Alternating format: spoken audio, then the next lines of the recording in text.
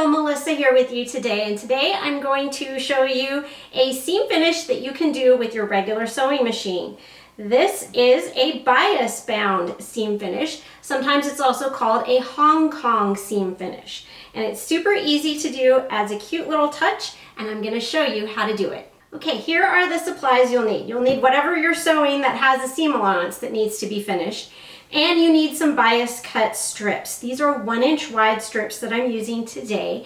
And if you check out this post, I've got instructions for creating a whole lot of bias cut strips without having to sew a bunch of seams together. So what I'm going to do now is I have my seam already pressed open, and I'm going to take one of my bias cut strips and I'm going to place it right sides together with one side of my seam allowance. Then I'm going to fold that rest of that seam allowance kind of out of the way so that I can just stitch on the seam allowance here.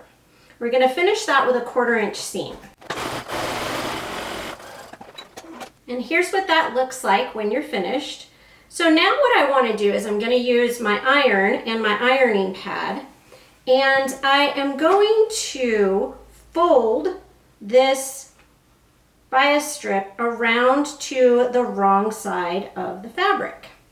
So I'm just encasing that seam allowance there. And then I'm going to flip it back around to the side that I previously stitched. I'm going to stitch in the ditch right in between the bias tape and the fabric to finish this off. And here is what that looks like. On the back side, you can see that I've got some extra fabric here. So what I am now going to do is I'm going to take my scissors and I'm just going to carefully trim that excess off.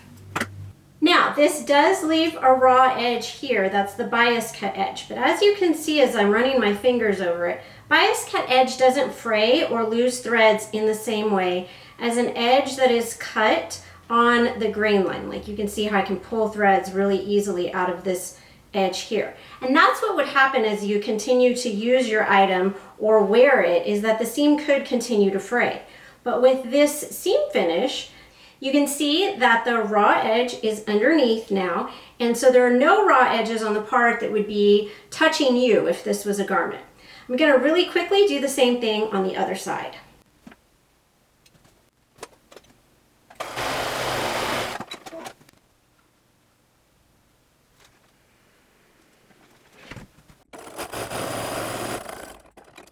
So here's what that looks like finished. And for more seam finishes, check out this playlist.